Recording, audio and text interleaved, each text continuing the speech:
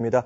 이경 더불어민주당 전 상근부대변인, 곽관용 국민의힘 남양주시을 당협위원장 자리했습니다. 어서 오십시오. 안녕하세요.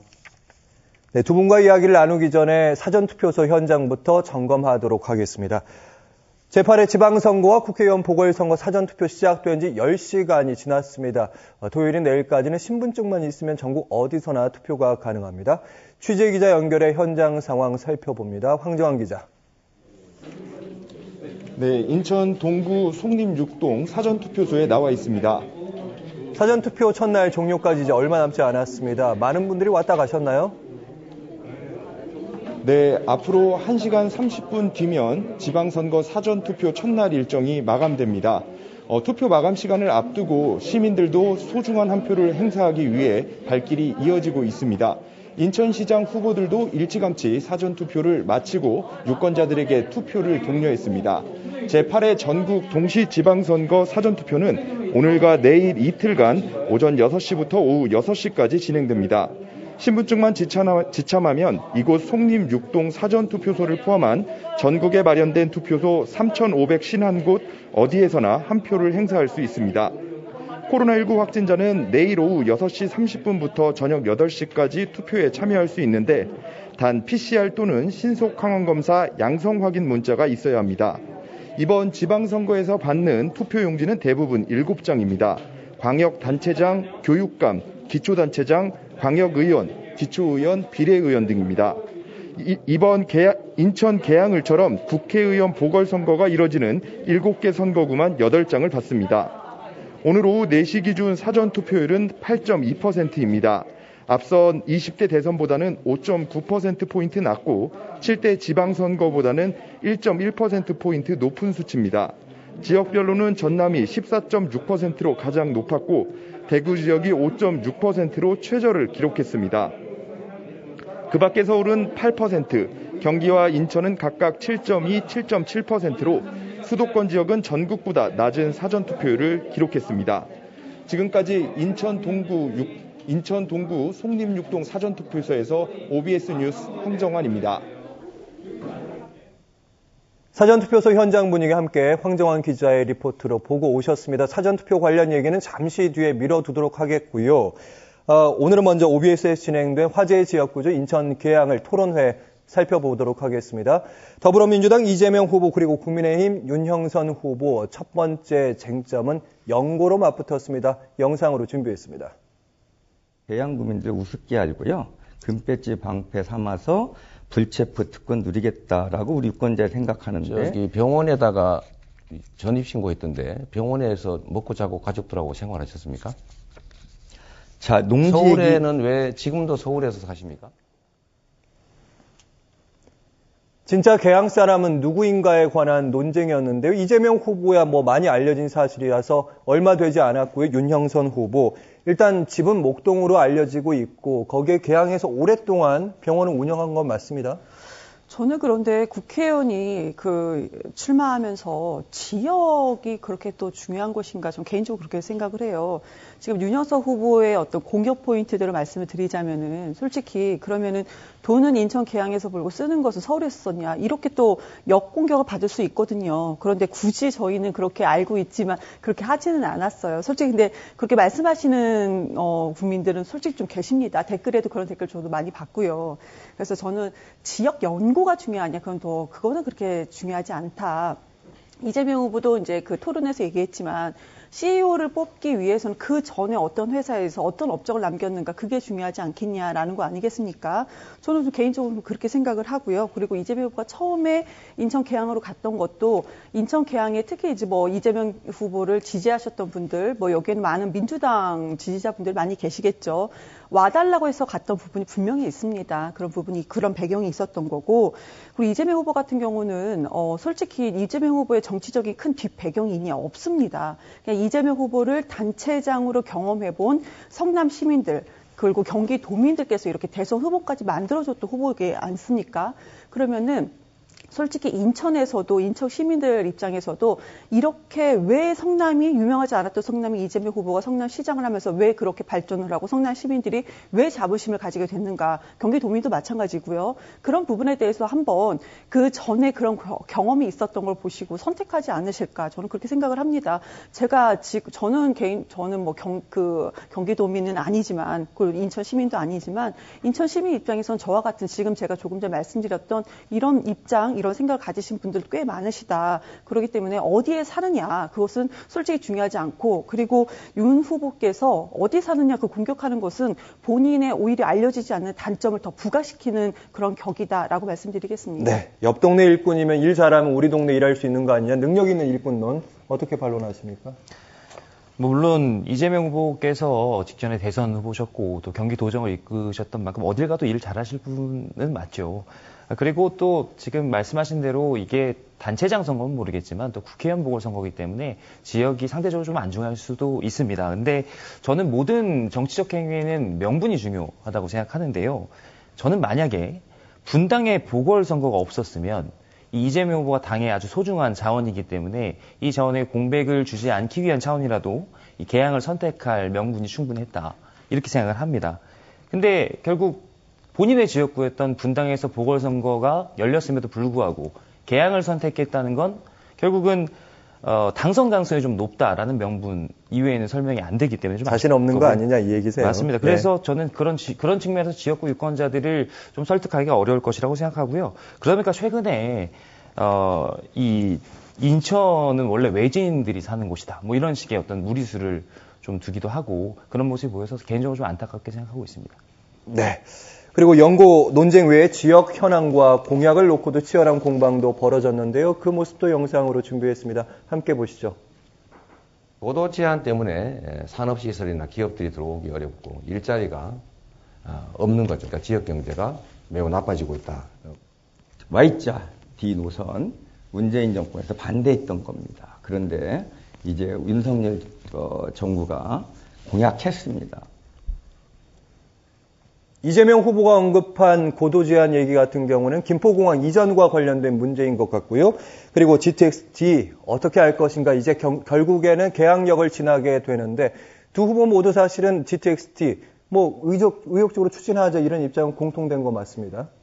예, 이게 유사한 좀 공방이 인천시장 선거에서도 있었던 걸로 알고 있는데요.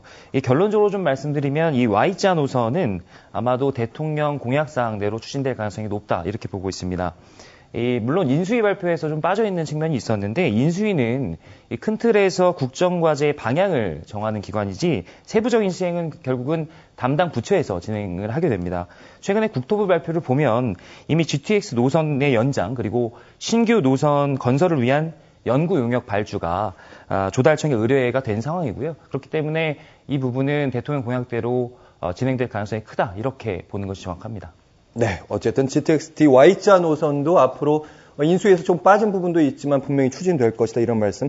그리고 계양 테크노밸리 관련된 조성 관련된 설전도 있었습니다. 그러니까 이재명 후보는 판교 경험을 살려서 계양 테크노밸리도 3기 신도시 완성하겠다, 일자리 많이 만들겠다 이렇게 얘기했는데 윤영석 후보는 사실은 판교의 성과가 좀 부풀려진 거 아닌가. 그러니까 1차, 2차, 3차 판교가 있는데 1차는 가장 지역이 넓은데 이재명 후보가 한 건 아니다 이런 입장인 겁니다. 우선은 묻지만 마시고 말씀을 좀. 아니 이게 너무나도 당연한 것을 지금 만약에 진짜 말씀대로 아니다라고 했으면요 진작에 나왔어야죠 이게요. 그런데 너무나도 당연한 것을 이렇게 하지 않은 게 아니냐 얘기를 하시니까 솔직히 이재명 후보도 뭐 2차는 뭐 재임 기간 중에 한 거고 3차는 내가 기획한 거다. 솔직히 이것이 이재명한테 당신이 이재명이냐 하는 것처럼 너무나도 당연합니다. 이재명 이름이 이재명인 것처럼 너무나도 당연한 것인데 이것을 아니라고 하니까 이재명 후보도 솔직히 눈이 그렇게 큰 편은 아닌데 그 토론회 보셨으면 눈을 크게 뜰 정도로 왜 그러지 하면서 눈을 크게 뜰 그런 상황이었거든요. 그런데 아니라고 그러니까 그렇게 말씀하시는 근거가 좀 너무 빈약하셨다. 그러니까 오히려 좀 아쉬웠던 부분은 솔직히 저는 오늘 토론에 상당히 좋았다고 개인적으로 그렇게 생각했었거든요. 그러니까 정책을 조금 더 깊게 알 수 있었다라는 생각이 들었던 토론이었는데 윤 후보님의 그런 좀 빈약한 논리로 공격이 좀 있었기 때문에 이게 오히려 윤 후보님한테 좀 안 좋은 영향을 미치는 건 아닌가 저는 그렇게 개인적으로 생각이 들었고요. 그리고 GTX 같은 경우는 저는 왜 최근에 김은혜 후보가 일산대교 무료화 그러니까 한강다리 28개 중에 일산대교만 그 돈을 그 통행료를 내고 다녔는데 처음에 이재명 후보가 이거를 그때 대선 당시에 공약을 했을 때 1조 원에 드는 비용을 후임자한테 떠넘기는 것이다 이렇게 주장을 하시다가 나중에 요즘에서야 이제 본인이 경기도지사 후보가 되면서 일부 무료화하겠다. 김포 일산 주민만. 네, 김포 일산 그러니까 경기도민만 일부 무료화하겠다. 근데 이게 시행 가능성이 있습니까? 그 일산대교 통행료를 누구는 서울이고 누구는 그럼 경기도민인지 어떻게 알겠습니까? 제가 이 말씀을 왜 드리냐면은 GTX 그것도요 110대 국정과제를 그것도 발표를 했었던 거예요. 그냥 국정과제가 뭐 5대 국정과제 이게 아니고요. 거기에 GTX A, B, C는 들어갔지만 D, E, F는 안 들어갔던 것은 맞거든요. 그리고 나중에서야 그러니까 나중에서 정부 조직. 근데 그 정부 조직이 솔직히 말씀드리면은 다 아시잖아요. 문재인 정부의 정부 조직이었다가 윤석열 정부의 정부 조직이자 이렇게 사람이 바뀐 게 아니거든요. 그냥 공무원입니다. 그러다가 나중에서 이제 하겠다 부랴부랴 이렇게 말씀을 드린 거였는데 그런 오해가 있었기 때문에 지금 오늘에서 이런 토론에서도 그런 얘기가 나왔다. 근데 이제 마지막으로 그렇게 진행이 될 거라고 생각을 말씀을 주시니까 다행이다 생각은 하지만 이런 국민적인 우려가 좀 없기를 바라는 마음에서 다시 한번 짚어서 말씀드려봤습니다. 박관영 위원장님 하실 말씀이 있을 것 같습니다. 이거는 말씀 주신 대로 많은 그 주민들께서 원하시는 거고 또 경기도의 이슈지 않습니까? 제가 또 경기도 남양주시가 지역구이기 때문에 저희 남양주시에 지금 D 노선이 다 되게 중요한 문제예요. 그래서 아마도 저희도 되게 아주 세심하게 보고 있고 긴장하면서 보고 있습니다. 아마 잘 될 것이라고 보고 이 문제가 그렇게 중차대한 문제인 만큼 꼭 공약대로 그렇게 시행하기를 바라고 있습니다. 네. 그리고 이번 토론회에서 두 가지 얘기가 나오는데 그러니까 지역에서 어떤 걸 유치할 것이고 지역에서 어떤 걸 보낼 것인가 이런 얘기가 나왔습니다. 이재명 후보는 이번 토론회를 기점으로 해서 강서 대개발하겠다. 그러니까 김포공항 이전시키고 계양 그리고 강서구 서울 강서구까지 강남처럼 만들겠다 이런 얘기했고 다른 상대편 윤 후보 같은 경우는 계양구에 탄약고가 하나 있는데 군에 쓰는 탄약고인데 이게 한 축구장 한 70개 정도 넓이가 되는데 이것 빨리 이전시키겠다. 차라리 이게 더 빠르다 이런 얘기인 것 같더라고요. 이게 이전이라는 표현 때문에 두 가지가 좀 비슷하게 묶이는데 저는 여러 가지 면에서 좀 다른 측면이 있다고 봅니다. 먼저 규련동의 탄약고를 이전하는 문제는 이 지역 주민들의 안전과 관련해서 아주 지역의 오랜 수건 사업이었고요. 그리고 이 이전이라는 것 자체가 말씀하신 대로 아주 어려운 과제입니다. 그러나 이 후보에 따르면 계양과 서구 부근에 그 군사보호구역의 부지가 있다. 이미 검토가 끝났다라고 얘기를 했고 또 여당인 만큼 중앙정부와 그 국토부의 협조를 받으면 어렵지만 가능한 공약이다. 저는 이렇게 보고 있습니다. 반면에 이 김포공항 이전 관련된 문제는 역시나 이재명 후보답게 강서 대개발이라는 큰 틀에서 좀 역시 스케일 큰 그런 공약이다 이렇게 생각이 되는데 이거는 사실은 이전이라기보다는 김포공항을 없애고 그 김포공항이 원래 가지고 있던 국내선 기능을 인천공항으로 흡수하는 그런 공약이라고 볼 수 있습니다. 근데 저는 근본적인 좀 의문이 드는데 이 이재명 후보께서 이 이전 공약을 내면서 했던 근거가 국내선 항공편을 없애는 것이 국제적인 추세다라는 거거든요. 근데 과연 그 이전에 이 김포공항 국내선을 이용하는 수요에 대해서 정확하게 조사가 끝났는지 그리고 실제로 제주도까지 가기 위해서 인천까지 가야 하는 이 수도권 유권자들의 불편에 대해서는 얼마나 검토가 됐는지 그 부분을 좀 우려하고 있습니다. 그러니까 이 부분은 아마 이준석 대표도 비슷한 얘기 하더라고요. 그러면 제주도 가고 싶은 서울 주민들은 어떻게 하냐? 제주도민은 또 어떻게 하냐? 이런 얘기 하더라고요. 좋은 지적이신 것 같아요. 이준석 대표의 지적 말고요. 위원장님의 지적이 좀 좋은 지적인 것 같은데, 우선은 그 김포공항에 이제 이전한다고 하는 거였는데, 이 김포공항에 지금 한마디로 그 인천의 그 발전에 제한을 둔다. 이게 지금 우리가 시작점인 거잖아요. 그러니까 공항의 일부, 공항 땅의 일부는 서울 강서 땅이 일부 들어가 있는 것이고 활주로는 인천 계양의 일부 땅이 이렇게 들어가 있는 것입니다. 그래서 이것을 이전을 하게 되면은 어떻게 올 수 되느냐. 아까 말씀 주신 것처럼 인천 계양, 그리고 김포, 그리고 그 서울의 이제 그 강서 쪽 해서 이쪽을 이제 수도권으로 봤을 때 이제 서부 쪽을 전체로 큰 도시로 만들어서 우리가 이제 이걸 발전시키겠다. 그러면 이게 지금 이 대선 때, 아니, 이번에 지선 때 말고요. 몇 년 전에도 이렇게 최대 20만 가구가 가능할 것이다. 이렇게 그 구도가 잡히는 것이 가능할 것이다. 라는 얘기가 민주당 내에서 계속 나왔었거든요. 근데 그 당시에 제가 기억하기로는 인천에 계시거나 아니면 그러니까 수도권의 서부 쪽 주민들 입장에서는 이 부분을 좀 반대하지 않으셨던 것 같아요. 그러니까 발전이 어떻게 되느냐 이게 되게 중요할 것 같고요. 이 부분은 지선을 앞두고 서로 이렇게 얘기하는 것보다는 주민들이 진짜 어떤 것을 원하는가가 더 중요할 것 같다. 그리고 전 탄약고 얘기를 좀 말씀을 드리고 싶은데 탄약고를 이전하겠다라는 것은 오늘 토론회에서 어디로 이전할 것이냐 그 끝까지 말씀 안 하셨습니다. 나중에 정확하게 지역을 얘기하겠다. 이거 지역 갈라치기 아니겠습니까? 그러니까 그러니까 인천에서도 계양에서도 원치 않는 탄약고를 어느 지역으로 보내겠다는 것이냐. 그래서 탄약고 지하화 얘기가 나와서 저도 이 부분에 대해서 한참을 찾아봤는데 탄약고 지하화 현대화한다는 것이 지금 나왔던 얘기가 아니더라고요.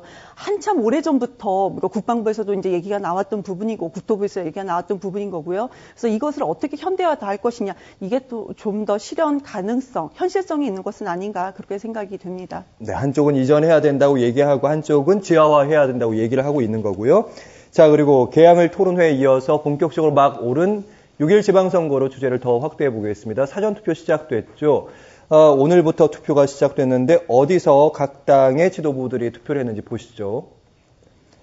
국민의힘 이준석 대표, 이재명 후보가 있는 계양에서 사전투표했고요. 권성동 원내대표는 원주, 강원도 김기현 공동선거대책위원장은 울산, 윤호중 상임선대위원장은 충북, 박지원 위원장은 경기 광주, 박홍욱 원내대표는 서울, 각자의 격전지로 분류하는 곳들로 다 떠난 것 같습니다.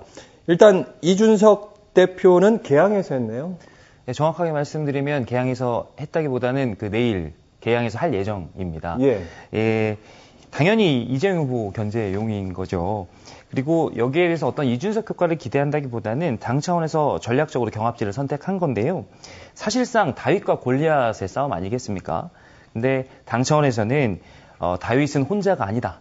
우리 여당과 정부가 함께 힘을 합쳐서 노력하겠다라는 메시지를 우리 유권자분들께 강하게 주기 위한 그런 행보로 볼 수 있겠습니다. 네, 당이 함께한다. 박지원 위원장은 경기도 안에서도 특히 광주로 떠날 것으로 예정됐습니까? 아니면 사전투표를 지금 한 겁니까? 저는 사전투표 한 걸로 지금 저는 그렇게 파악을 하고 있는데요. 근데 많은 논의 끝에 결정이 들었었겠죠. 근데 이제 박지원 위원장은 최근에 사과문으로 좀 논란이 있긴 했었는데 오늘 메시지가 또 나왔습니다. 그 사과에 대해서도 본인이, 그러니까, 이게 협의가 되지 않았던 부분, 그런 부분에 대해서는 좀 부족함이 있었다라는 어떤 메시지가 나왔기 때문에, 물론 그 메시지 칭찬을 하셨던 분들도 계시지만, 지선은 우리가 투표율 자체가 대선, 총선, 지선으로 투표율이 낮아지는 이유가요. 지지자분들이 많이 투표를 하기 때문에 낮아지는 거 아니겠습니까? 그래서 그 메시지에서 지지자분들이 좀 화가 많이 나셨던 부분이 분명히 있는데 또 오늘 메시지가 나갔고 또 경기도 쪽으로 이렇게 다시 한번 이제 어떻게 보면 당대표급이 아니겠습니까? 네.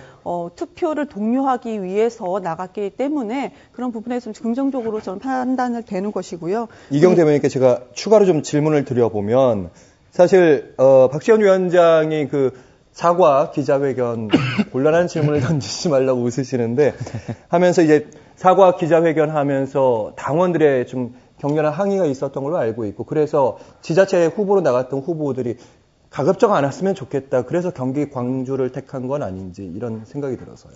그러니까요. 제가 조금 전에 말씀드린 것처럼 사과가 한번 있었고요. 오늘 아침 메시지도 있었습니다. 그렇기 때문에 이 메시지를 접하신 분들은 그래도 그나마 열심히 하려고 했던 부분이니까. 그리고 그 사과문 그 자체에 대해서 반대하시지는 않습니다.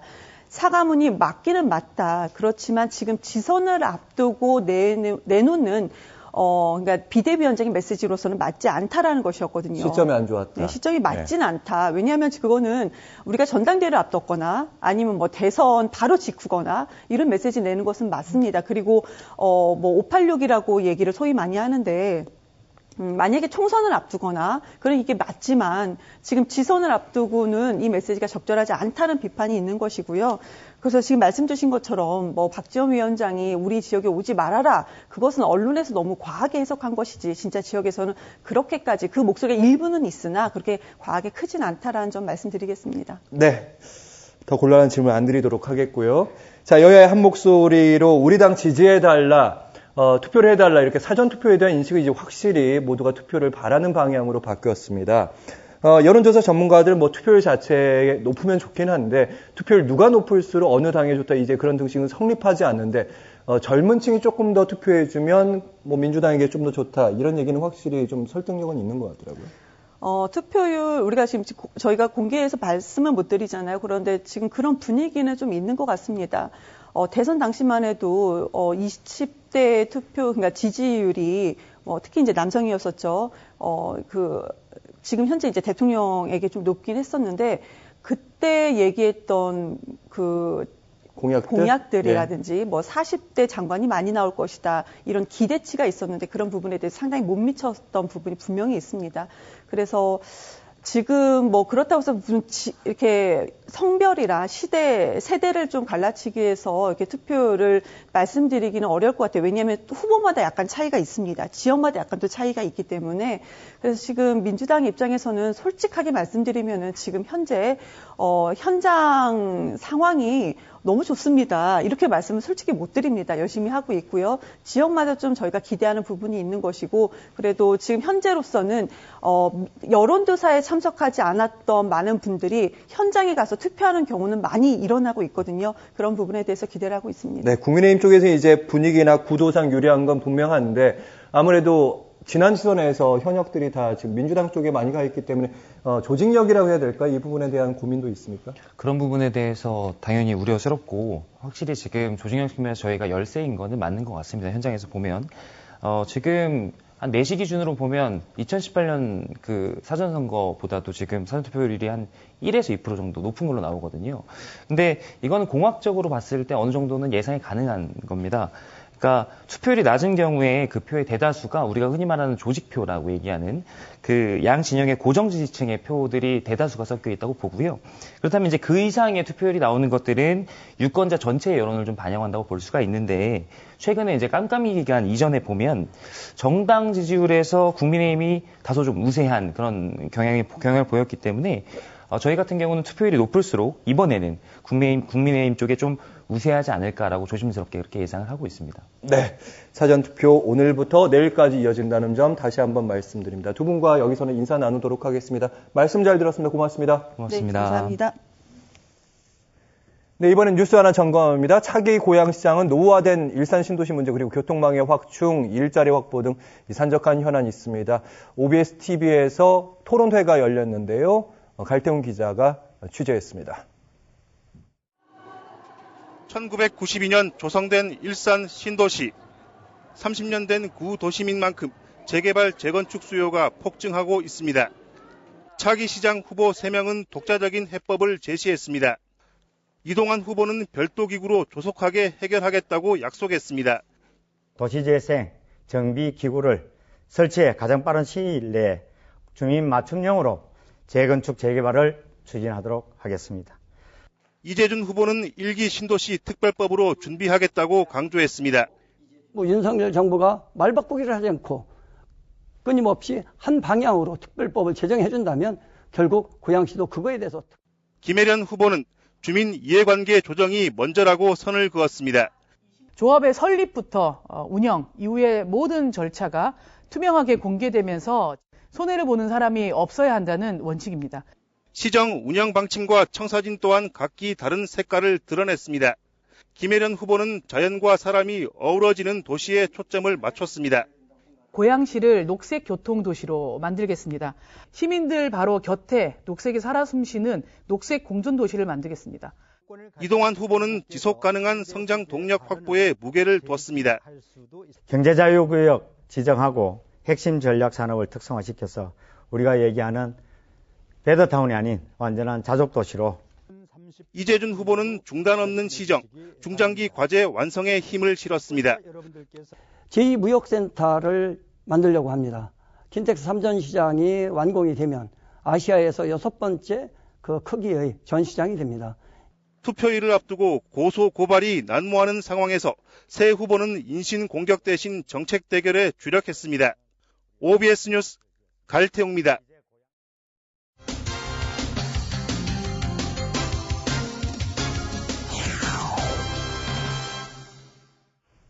6일 지방선거가 닷새 앞으로 다가왔습니다. 오늘 사전투표도 진행되고 있는데요.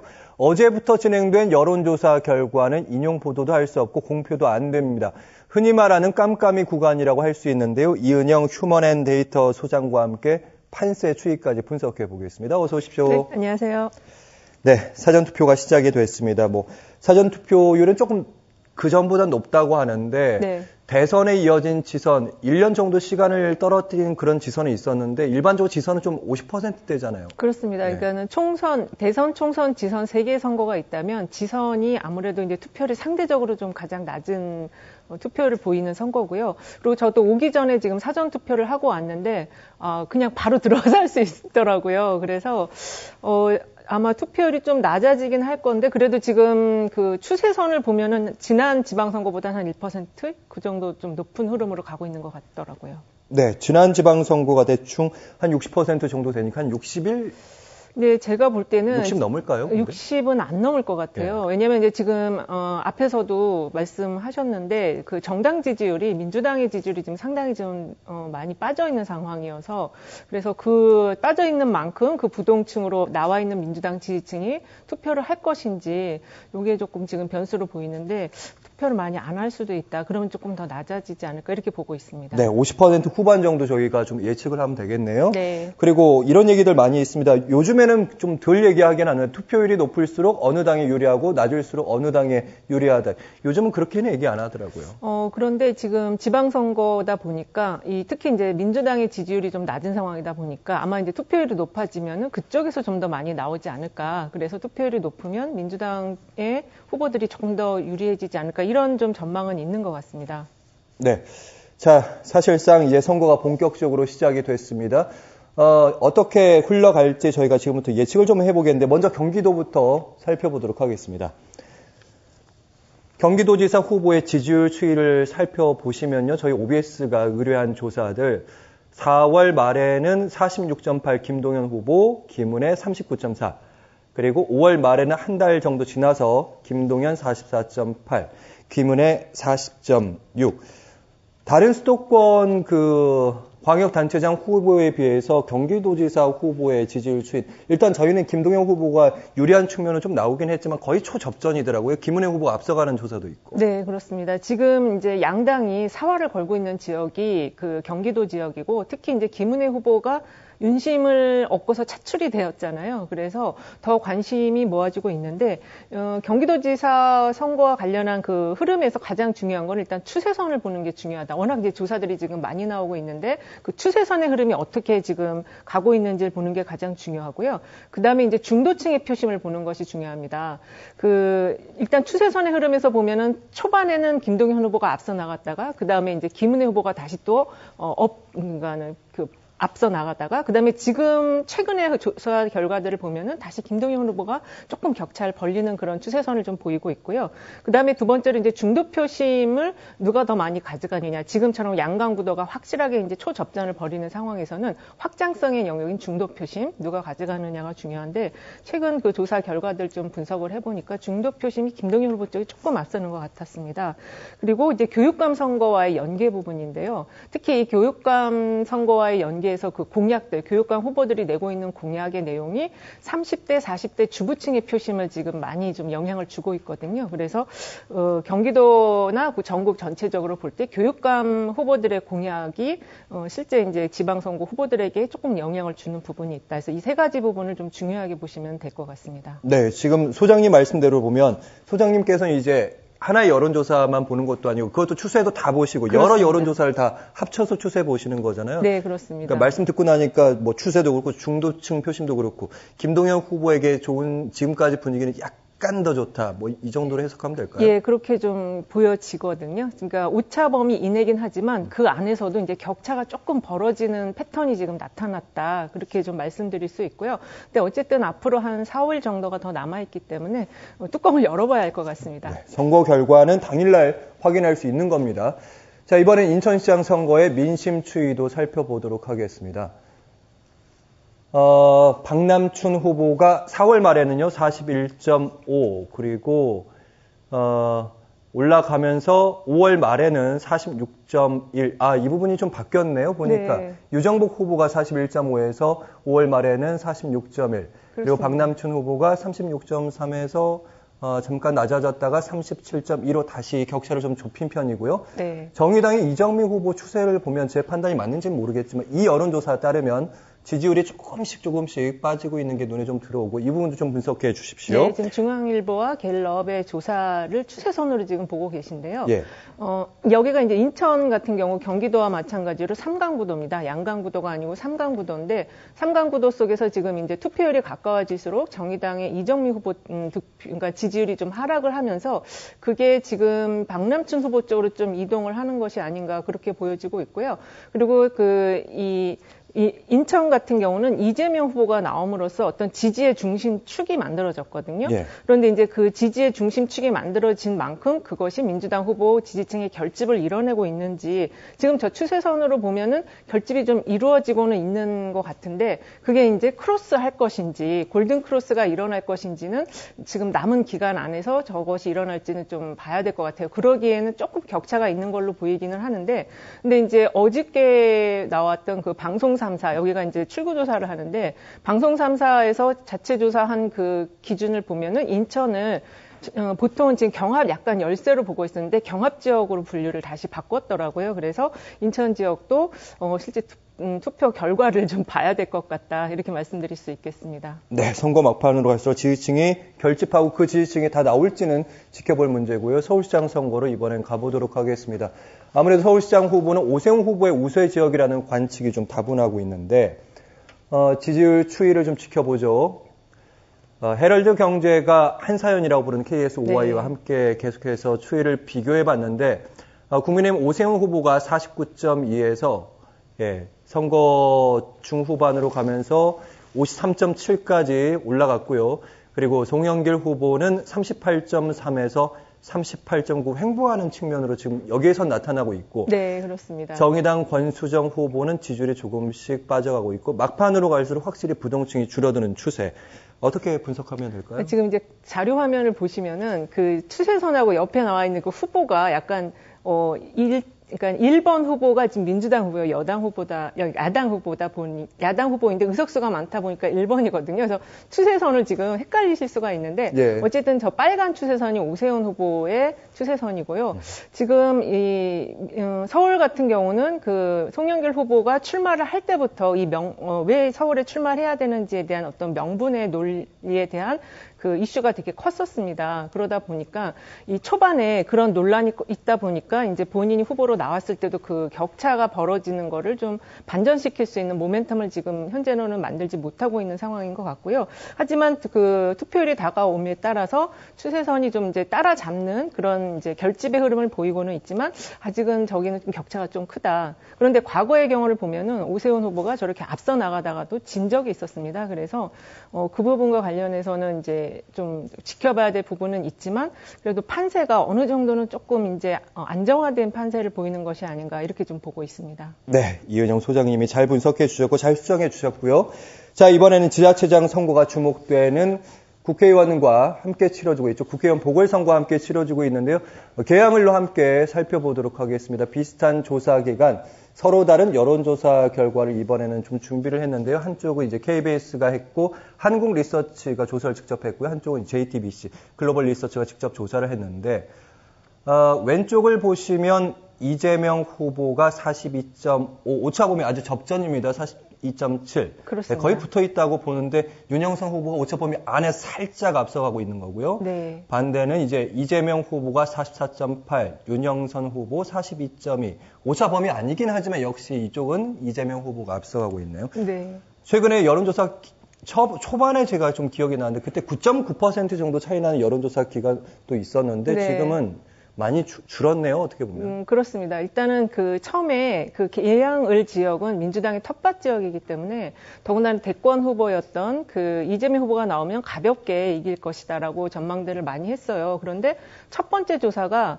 생각 외로 두 후보 간 격차가 크지 않은 걸로 나와서 이 지역이 이제 그 다음에 양쪽 당에서 화력을 다 집중을 하기 시작을 했고 여론조사가 계속 굉장히 많이 나오기 시작을 했습니다. 그런데 한번 첫 조사가 그렇게 격차가 크지 않은 걸로 나오다 보니까 여론조사가 다시 여론에 영향을 미치고 이러면서 계속 격차가 좁혀지는 그런 흐름을 보이다가 최근에 나온 흐름은 이제 거의 지금 3% 이내, 가장 최근 거는 0.2%포인트 격차를 보이는 것까지 나오고 있어서 정말 이 지역이야말로 투표함을 열어야지 누가 이길지를 알 수 있는 지역이 됐다. 이렇게 볼 수가 있을 것 같습니다.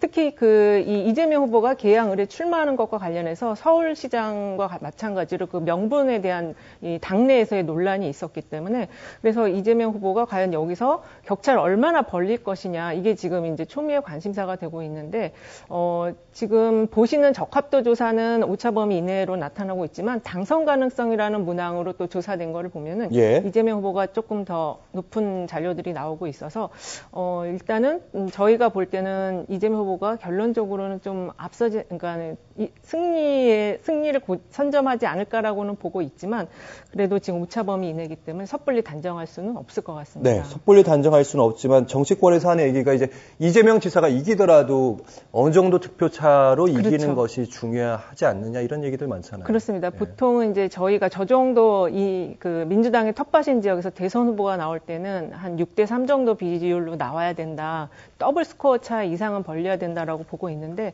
아직은 지금 나온 조사가 전혀 그런 결과들이 나온 게 없어서 그렇지만 지금 이제 민주당의 지지층이 그래도 이재명 후보를 좀 더 격차를 벌려서 이기게 해야 되겠다, 좀 지켜야 되겠다 이런 표심이 작동을 하게 된다면 또 어떤 결과가 나올지는 알 수가 없습니다. 네, 사실 이재명 후보가 바랐던 정도의 여론조사는 아마 분당갑의 여론조사 그렇죠. 결과일 것 같은데요. 네. 여론조사 전문가 입장에서 분당갑의 여론조사 어떻게 보십니까? 분당갑 같은 경우는 일단은 안철수 후보가 일단 연고가 있었다는 점을 처음부터 강조를 했거든요. 자기가 세운 회사 알렙이 거기에 있었다라는 걸 처음부터 강조를 해서 연고성을 가지고 들어갔고 그리고 이제 안철수 후보 같은 경우는 총리로 갈 것이다라고 많이 당 지지층 내에서 보고 있었는데 그거를 가지를 않고 지역에 출마하는 걸 선택을 했어요. 그런 면에서 보면은 출마의 명분 자체가 상당히 좀 깔끔했었다. 그리고 분당 지역에서 우리 지역에 그럼 한번 대선 후보를 키워보자 이런 표심도 작동을 한 것 같습니다. 그래서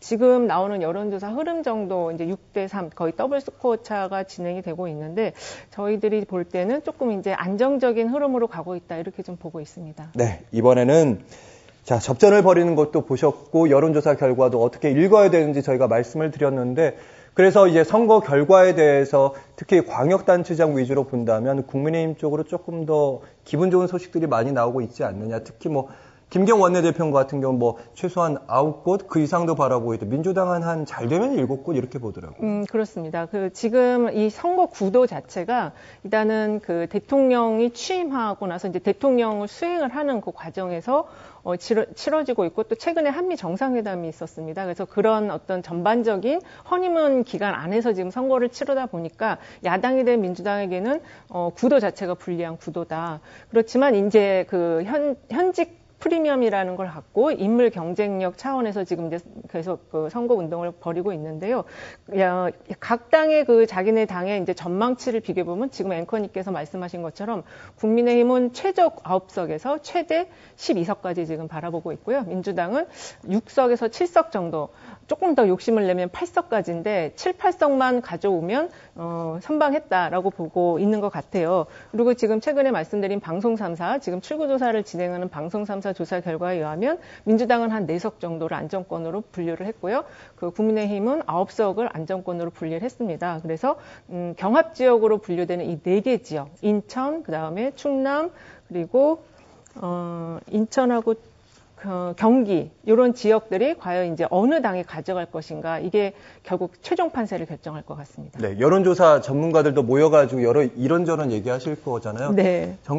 전국 판세에 대한 지금까지 전국 판세 어떻게 좀 여론이 형성되고 있습니다. 지금 상황에서는 어쨌든 국민의힘이 9석 이상은 가져갈 것이다. 왜냐하면 지난 2018년 지방선거가 워낙 그 민주당으로 완전히 기울어진 선거 결과였었기 때문에 그래서 이번에는 허니문 기간 안에 선거이기 때문에 최소 9석은 가져갈 건데 좀 전에 말씀드린 그런 인천 지역이나 그다음에 경기 지역, 충남 지역, 대전 지역 이 네 군데에서 이 국민의힘 쪽의 후보들이 인물 경쟁력이 약간 좀 현직보다는 떨어진다. 특히 경기 같은 경우는 이제 현직은 아니지만 어쨌든 그 윤심을 탔는데도 불구하고 당 지지율을 후보 지지율이 넘어가지 못하는 흐름을 보이고 있어서 그래서 이 네 개 지역의 승부가 결국 최종 가를 건데 저희는 일단 한 두 개 나눠서 본다고 하더라도 민주당이 조금 선방을 지키는 그래서 저는 한 11대 6 정도로 지금 보고 있거든요. 네. 네, 그래서 전체적으로는 국민의힘이 좀 앞서는 그런 결과를 가져올 것이다. 특히 기초단체장은 지금 조사들이 많이 나오고 있는데 기초단체장은 국민의힘이 좀 많이 앞서더라고요. 예.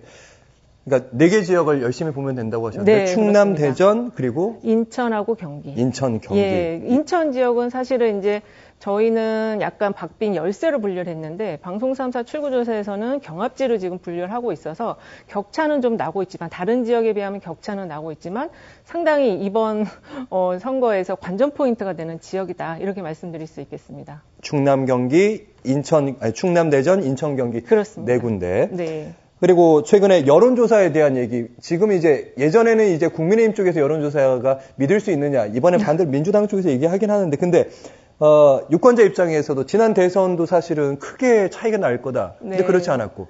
그렇습니다. 지난 총선도 사실은 틀렸잖아요. 네. 그런데 그 대선에서 상당히 지금 정확도를 높이 맞췄거든요. 이 출구조사가. 그래서 이제 원래 그 선거 중에서 가장 맞추기 어려운 선거가 지방선거입니다. 그리고 이제 그걸 보완하기 위해서 가상번호, 즉 핸드폰 번호를 사용해서 이제 출구조사를 진행을 하는데 대선은 굉장히 정확도를 높였는데 이 지방선거는 지금 출구조사 하는 회사들도 상당히 이제 좀 떨면서 하고 있어요. 그래서, 어쨌든 그 여론조사를 너무 의지할 필요는 없고, 그리고 이제 지금 당에서도 여론조사 서로 이제 유리하게 나오면은 믿지만 불리하게 나오면 믿지 않는다는 거를 계속 바깥으로 이야기를 하고 있는데, 그거는 이제 지지층 결집을 위한 어떤 정치성 멘트다. 이렇게 저는 좀 보고 있습니다. 네.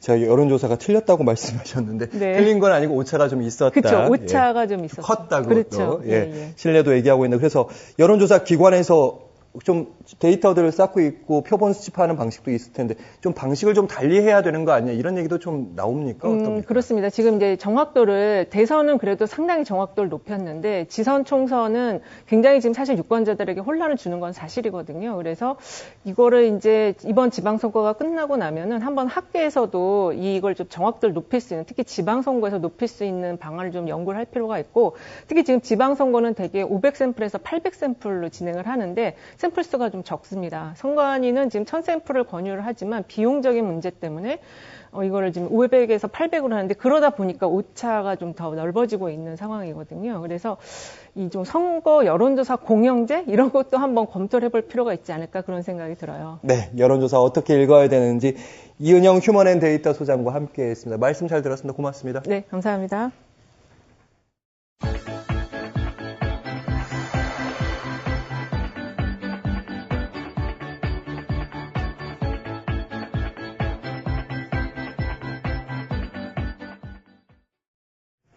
인천 옹진군과 강화섬 지역의 주민들이 함께 만들어가는 인섬뉴스 시간 각섬의 통신원 직접 취재해서 생생한 목소리로 전달합니다. 오늘은 교동도와 덕적도 소식 들어봅니다. 통신원분들 만나보겠습니다. 나와 계시죠? 네, 나와 있습니다. 나와 있습니다. 네, 먼저 교동도 소식부터 보겠습니다. 교동도 하면 쌀도 유명하고요. 고구마도 유명하고 옥수수도 유명합니다. 각종 유기농 특산물이 유명한 섬인데요. 주민 대다수가 농업에 종사하고 있고 최근 아주 바쁘다고 합니다. 손윤경 통신원 연결합니다. 나와주시죠. 네, 교동도의 손윤경 통신원입니다. 네, 요즘에 모내기도 바쁘고 고구마 순 심기도 한창이라고요. 네, 지금 교동도는 농번기로 한창입니다. 교동도에는 쌀, 고구마, 옥수수, 고추, 콩팥 등 다양한 농산물들이 있습니다. 그중에서도 교동 섬쌀은 좋은 토질과 태풍의 영향으로 단맛 좋기로 소문난 인기 특산물입니다. 교동도에서는 해마다 18만 가마 이상의 쌀이 수확되고 있는데요. 이 양은 인천 시민 전체가 먹을 수 있는 양이라고 합니다. 4월 중순에 시작한 모내기는 5월 막바지에 거의 끝나고 10월 초에 첫 수확을 기대하고 있습니다. 동안 7년 정도 됐는데요. 처음에 어르신들 하시는 노동 강도도 심하고 기피하는 작업이었는데 가을에 이제 결실 맺는 거 보고 추수할 때 되면 되게 뿌듯해요.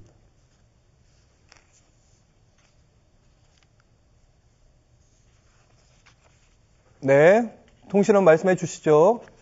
네, 또 하나의 특산물은 송노란 고구마입니다. 일반 고구마보다 달고 소화가 잘 된다고 알려져 강화도와 교동도를 대표하는 특산물입니다. 주민들은 가을 수확 기대하며 고구마 순 심기에 여념이 없습니다. 송노란 고구마에 대한 주민들의 자부심도 느낄 수 있었습니다. 무작정 그냥 많이 심는 게 아니라 맛으로다가 준비를 하는 거예요. 네, 모내기도 한창이네요. 네, 풍년을 바라면서 열심히 농사 짓는 교동도 농민들의 희망이 꼭 이뤄지기를 기대합니다. 교동도에서 손윤경 통신원이었습니다. 네, 손윤경 통신원의 교동도 소식, 고구마 순 심는 소식, 그리고 모내기까지 함께했습니다. 풍년 소식 기대하겠고요. 다음은 덕적도 소식 만나보겠습니다. 덕적도 역시 많은 고령층 주민들이 살고 있는데요. 스포츠로 이제 게이트볼에 대한 관심이 뜨겁다고 합니다. 최근에 실내 게이트볼 경기장이 개장을 했다고 하는데요. 이광식 통신원 나와주시죠. 네, 이광식 통신원입니다. 네, 게이트볼이 무척 재밌다면서요. 네, 덕적도에는 많은 고령층 주민들이 살고 있습니다. 하지만 노인들이 즐길 만한 활동이 섬 안에 많지 않습니다. 게이트볼은 덕적도 주민들의 심심함을 달래주는 인기 스포츠입니다. 밤에 있으면 그냥 허전해서 잠을 못 이루었었는데 운동을 하고 집에 가면 참 잠도 잘 옵니다. 작년 12월에 덕적도에 실내 게이트볼장을 개장했지만 코로나19 영향으로 최근에야 활성화되었습니다. 회원들은 제각기 차례에 따라 스틱으로 게이트볼을 힘껏 치면서 실력을 선보입니다. 볼이 또르르 굴러 게이트를 통과하자 어린아이들처럼 좋아하는가 싶더니 아쉽게 빗나가자 아쉬운 표정을 짓습니다. 전용 구장이 생기기 전에는 야외 간이 경기장에서 활동했지만 섬 날씨의 영향 탓에 제대로 즐기기 어려웠습니다. 동호 회원들이 그렇게 많지 않았는데 동구장이 이렇게 지어짐으로 인해서 한 30여 명의 이제 회원들이 이렇게 가입하게 되었습니다. 주민들은 매일 2시간씩 게이트볼을 즐기고 있는데요. 다음 달에 있을 게이트볼 동호회 전국대회 참가를 목표로 모두가 사활을 걸고 연습에 매진하고 있습니다. 덕적도에서 이광식 통신원입니다. 이번 주에도 고생해주신 통신원 여러분 대단히 감사합니다. 다음 주 이 시간에도 새로운 섬 소식 기대하겠습니다. 고맙습니다. 지금까지 인섬뉴스 전해드렸습니다. 뉴스 오늘 저희가 준비한 소식은 여기까지입니다. 다음 주 이 시간 더욱 알찬 뉴스로 찾아뵙겠습니다.